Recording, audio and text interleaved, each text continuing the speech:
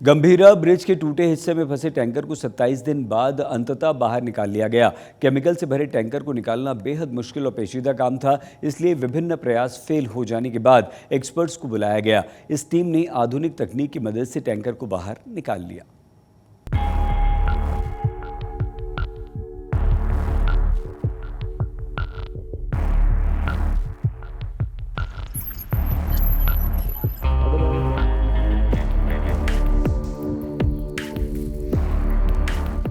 27 दिनों से टूटे ब्रिज पर अटके टैंकर को आधुनिक तकनीक के जरिए बाहर निकाला गया।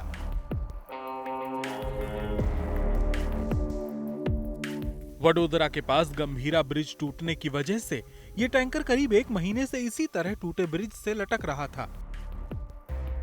टैंकर को निकालना आसान नहीं था, क्योंकि इसके पहिए टूटे ब्रिज से नीचे झूल रहे थे।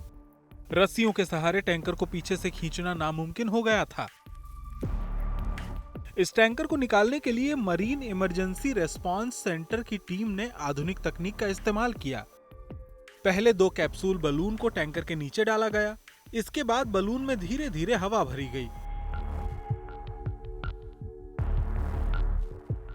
मजबूत बलून ने टैंकर को ऊपर उठा दिया, जिसके बाद हाइड्रोलिक स्टैंड जैक से टैंकर को पुल पर वापस खींच लिया गया। हमको ये टास्क दिया गया था कि ये थोड़ा चैलेंज है और इसको हमको ट्रक को पीछे लेना है। पहला गवर्नमेंट ने यही बताया था कि भाई human safety, life is very important, तो सेफ्टी के साथ ये ऑपरेशन करना है। वो हमारे लिए चैलेंज था। दोनों बाजू आप देख सकते हैं पानी था, ब्रिज वीक था, उसकी वजह से बहुत चैलेंजिंग था। और हमने यही प्लान किया कि जो भी हमको करना है 900 मीटर दूर रह के ही ऑपरेशन करने का है। So that is what we did and हम लोग को सक्सेस मिला है।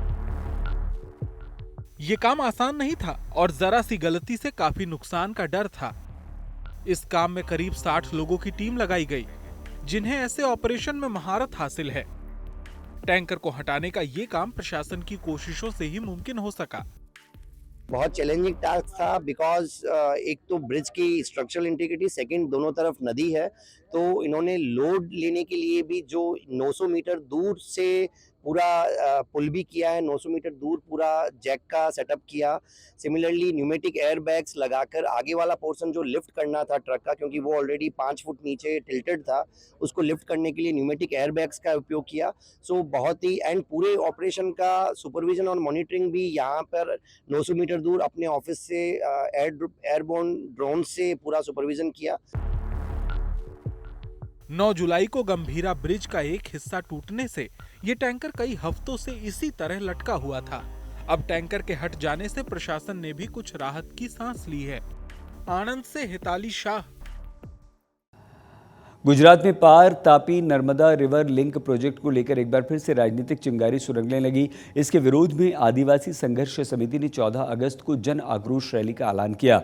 वहीं कांग्रेस और बीजेपी नेता भी इस मुद्दे पर आमने सामने नजर आए।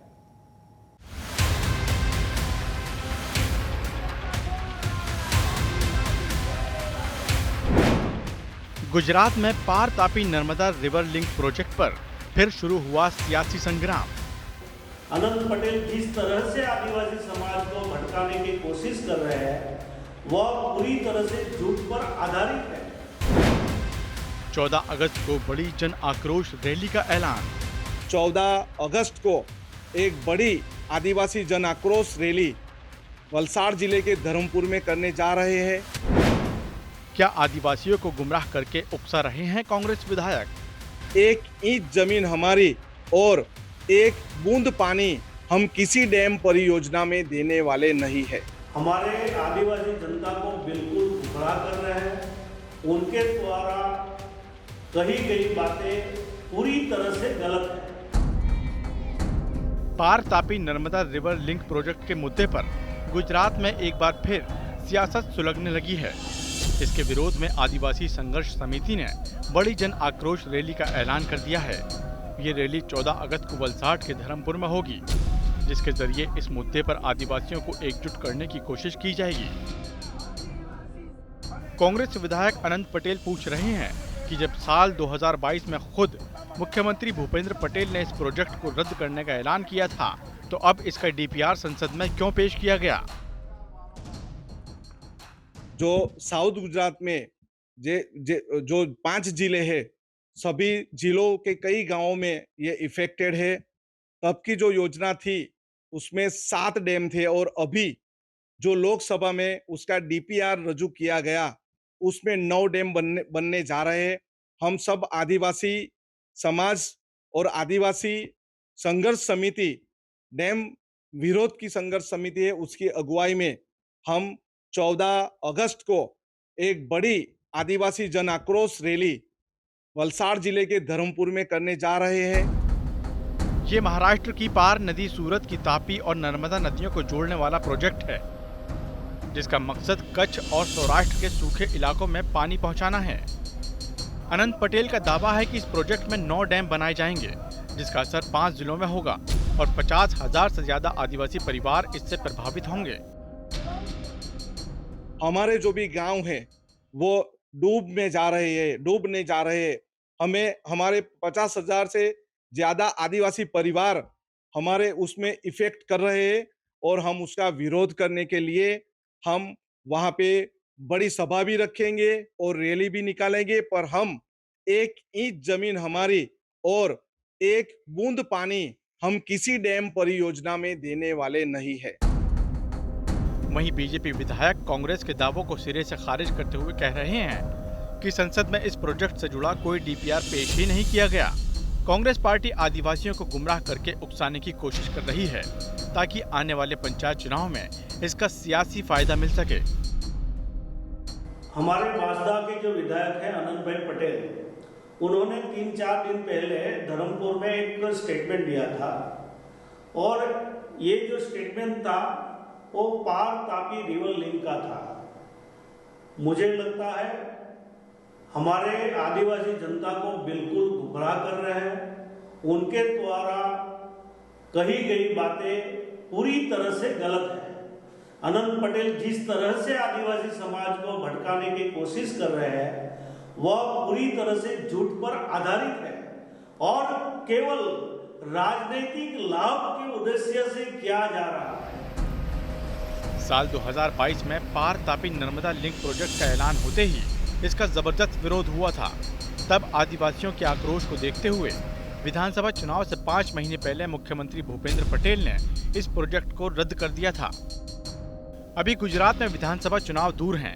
अब देखना होगा कि इस बार सरकार कोई बीच का रास्ता निकालने में कामयाब हो जाएगी या विरोध प्रदर्शन के बीच ये परियोजना फिर से ठंडे बस्ते में चली जाएगी। ब्रजेश दोषी के साथ आज तक ब्यूरो। सरकारी भर्तियों में सीट आरक्षण के मुद्दे पर पिछले 9 दिनों से पूर्व सैनिक गांधीनगर के सत्याग्रह कैंट में प्रदर्शन कर रहे हैं। पूर्व सैनिकों की मांग है कि उनकी सीटें किसी दूसरे वर्ग को न दी जाएं। सरकार से कोई बातचीत या आश्वासन नहीं मिलने पर आज प्रदर्शनकारियों ने विधानसभा की ओर कूच किया, लेकिन रास्ते में ही उन्हें पुलिस ने रोक दिया। इस दौरान पूर्व सैनिकों की पुलिस से झड़प भी हुई। हाल अमे गृहमंत्री साहेब ने મળ્યા અને એની અમારી સાથે ચર્ચાઓ કરી। કાલ સાંજે 5 વાગે જે કમિટી છે અલગ અલગ અધિકારીઓ અને અમારી એની સાથે ચર્ચાઓ થશે અને ગૃહમંત્રી સાહેબે આશ્વાસન આપ્યું છે અત્યારે હાલ કે આમાં જેટલું સારું થઈ શકે એટલું અમે કરશું, પણ હાલ અમારું આંદોલન આમનામ છે, સમેટાતું નથી। આંદોલન અમારું ચાલુ જ રહેશે અને કાલ સાંજે 5 વાગે આ કમિટીની મીટિંગ છે અને અમે અત્યારે હાલ हमारा आंदोलन ने फरीथी सत्याग्रह छावनी ज्यां छे ત્યાં અમારું आंदोलन चालू रखवाना छे। राजकोट में एक बार फिर बड़ी सरकारी लापरवाही देखने को मिल रही है। आरटीओ की बिल्डिंग पूरी तरह जर्जर है और जर्जर इमारत में ही कामकाज चल रहा है, जबकि पुरानी जर्जर बिल्डिंग के पास ही सरकार ने 9 करोड़ रुपए की लागत से नई बिल्डिंग बनवाई है। ये बिल्डिंग 6 महीने से तैयार खड़ी है। इसके बावजूद लोगों की जान जोखिम में डालकर पुरानी बिल्डिंग में आरटीओ का ऑफिस चल रहा है।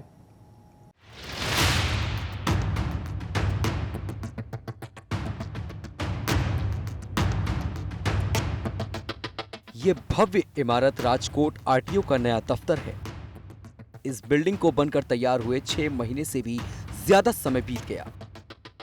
बिल्डिंग में फर्नीचर से लेकर कंप्यूटर समेत तमाम उपकरण मौजूद हैं, लेकिन अभी तक आरटीओ का कामकाज पूरी तरह जर्जर हो चुकी पुरानी बिल्डिंग में ही चल रहा है और 9 करोड़ रुपए की लागत से बनकर तैयार हुई ये बिल्डिंग और इसमें रखे तमाम उपकरण धूल फेंक रहे हैं। आरटीओ का ये पुराना बिल्डिंग दिखा रहा है जो 40 साल से ज़्यादा समय से कार्यरत है। 1983-84 में ये बिल्डिंग है वो शुरू हुआ था और अभी तक 2025 तक यहाँ से ही आरटीओ की सब जो कामगिरी है जो पूरी होती है। राजकोट जो सौराष्ट्र का सबसे बड़ा जिला है और बहुत बड़ी संख्या में लोग यहाँ पर हर रोज़ अपनी आरटीओ की कामगिरी के लिए आते हैं, अपनी व्हीकल की लाइसेंस के लिए, व्हीकल का रजिस्ट्रेशन के लिए यहाँ पर लोग बड़ी संख्या में हर रोज़ आते हैं। ये बिल्डिंग की हालत देखिए आप, कितनी जर्जर हालत में ये बिल्डिंग है और स्वाभाविक है कि 40 साल से ज़्यादा कोई बिल्डिंग को अगर हुआ हो तो उसकी हालत ऐसी ही होगी, जर्जर। और सबसे बड़ी कमनसीबी की बात है कि दूसरा नया बिल्डिंग है वो बनकर तैयार है, लेकिन वहाँ पर अभी तक शिफ्टिंग नहीं हो पा रहा है। 6 महीने से ज़्यादा समय से नया बिल्डिंग है वो बनकर तैयार है, लेकिन शिफ्टिंग है वो नहीं हो पा रहा है। आरटीओ ऑफिसर ने जवाब दिया है कि जो फायर एनओसी की जो कामगिरी है वो बाकी है और इसी वजह से ये शिफ्टिंग नहीं हो पा रहा है। नई बिल्डिंग तैयार होने के बावजूद राजकोट आरटीओ का कामकाज 42 साल पुरानी इस जर्जर बिल्डिंग में ही चल रहा है, जिसकी दीवारों और छतों का प्लास्टर तक छूट चुका है। आलसी सरकारी तंत्र का एक और नमूना राजकोट में देखने को मिला है। हम आपको विजुअल्स दिखा रहे हैं। राजकोट में नई बनी हुई आरटीओ ऑफिस के, राजकोट जो सौराष्ट्र का पाटनगर माना जाता है और सबसे ज़्यादा जो व्हीकल्स के रजिस्ट्रेशन है वो राजकोट सौराष्ट्र में राजकोट जिले में होते हैं और यहाँ पर बहुत भीड़ है लोगों की, वो भी लगती है अपने वाहन के रजिस्ट्रेशन के लिए और नए लाइसेंस भी निकालने के लिए। नई ऑफिस है, बनकर तैयार है, लेकिन ये नई ऑफिस है पिछले 6 महीने से धूल खा रही है। बनकर तैयार भी है, फर्नीचर का काम भी हो चुका है, लेकिन जो आरएनबी है, जिन्होंने ये बिल्डिंग बनाया है, रोड एंड बिल्डिंग विभाग, उनके द्वारा जो इनकी पूरी प्रोसेस है वो अभी तक कागज़ों की पूरी नहीं है। और लास्ट में जो कारण सामने आ रहा है कि क्यों इस बिल्डिंग का लोकार्पण नहीं हो पा रहा है, वो कारण ये है कि इस बिल्डिंग को अभी फायर एनओसी है वो नहीं आया है। पूरी तरह से बिल्डिंग बनकर तैयार है। राजकोट सौराष्ट्र का सबसे बड़ा जिला है, ऐसे में यहाँ वाहन रजिस्ट्रेशन और लाइसेंस जारी करने का काम भी सबसे ज्यादा होता है। रोजाना बड़ी संख्या में लोग यहाँ आते हैं। इस जर्जर बिल्डिंग में कर्मचारी तो जान जोखिम में डालकर काम कर ही रहे हैं, साथ ही यहाँ काम के लिए आने वाले लोगों की जान भी जोखिम में डाल रहे हैं। इस लापरवाही को लेकर आज तक की टीम ने आरटीओ ऑफिसर से बात भी की। उनका कहना है कि नई बिल्डिंग के लिए अभी तक फायर एनओसी नहीं मिली है। फायर एनओसी मिलते ही आरटीओ का कामकाज नई बिल्डिंग में शिफ्ट कर दिया जाएगा। अभी जो आरटीओ का बिल्डिंग नया जो है वो तैयार हो चुका है और उसके अंदर जो सिविल वर्क है वो कम्प्लीटली पूरा हो चुका है। जिसके अंदर फर्नीचर की कामगिरी पेंडिंग थी वो कामगिरी भी अभी पूरी हो चुकी है और अभी जो बाकी जो पेंडिंग काम बचा हुआ है वो है फायर सेफ्टी रिगार्डिंग, जो भी एनओसी वगैरह लेना है या सिस्टम फिट करनी है, वो सारी चीज़ें बाकी है, वो आरएनबी डिपार्टमेंट द्वारा उसकी कामगिरी की जा रही है। जैसे ही आरएनबी डिपार्टमेंट द्वारा ये सारी सब कामगिरी खत्म होगी उसके बाद ये पुरानी आरटीओ बिल्डिंग में से नई आरटीओ बिल्डिंग में सब शिफ्ट किया जाएगा। मतलब कमाल है, एक सरकारी विभाग को ही दूसरे सरकारी विभाग से एनओसी लेने में 6 महीने से ज्यादा वक्त लग गया। अभी भी और कितना वक्त लगेगा कुछ कहा नहीं जा सकता। राजकोट से रौनक मजीठिया के साथ आज तक ब्यूरो। और अब बात दोस्ती की। दोस्ती वो रिश्ता है जो खून का नहीं होता, लेकिन वक्त, वफादारी, विश्वास से बनता है। ये रिश्ता समय के साथ साथ सबसे गहरा होता है। सूरत के भटार में एक ऐसा ही परिवार है जिनका रिश्ता खून का नहीं लेकिन खून से अधिक गाढ़ा है। सूरत शहर में एक बंगला है जिसका नाम है मैत्री। इस परिवार में 2 परिवारों की 8 दशकों से चल रही दोस्ती की कहानी सिमटी है।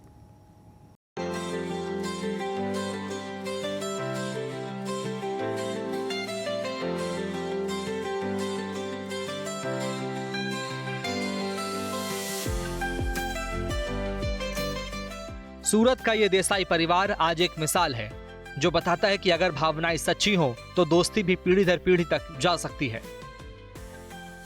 ये मैत्री निवास है जहां 2 दोस्तों के परिवार की 4 पीढ़ी एक छत के नीचे पिछले 80 साल से एक साथ रह रही है, वो भी उस दौर में जब लोग न्यूक्लियर परिवार पर ज्यादा जोर देते हैं। गुजरात के सूरत में एक ऐसी दोस्ती की मिसाल है जिनका कोई आपसी खून का रिश्ता तो नहीं है, लेकिन बरसों तक साथ में रहे, साथ में पढ़े और इसके बाद उनके बाद जो पीढ़ियां आई, जो दोस्तों की पीढ़ियां आई, जो उनके बेटे हुए, अब उन बेटों के बेटे हुए हैं, तो ये लगातार परंपरा जारी है और दोस्ती अभी भी बरकरार है। ये महज कोई संयोग नहीं है कि 80 साल से 2 परिवार एक छत के नीचे रह रहे हैं। ये दो दोस्तों से उनके परिवार तक पहुंचे संस्कार और प्यार है जिसने उन्हें 80 वर्षों से साथ जोड़कर रखा है। इस घर में गहरी दोस्ती का ये रिश्ता पिता से बेटों तक और अब पोते पोतियों और परपोते तक पहुंच गया है। दरअसल स्वतंत्रता संग्राम से पहले 1940 में जब दो पड़ोसी विपिन देसाई और गुणवंत देसाई स्कूल पहुंचे तो स्कूल में उनकी दोस्ती हुई।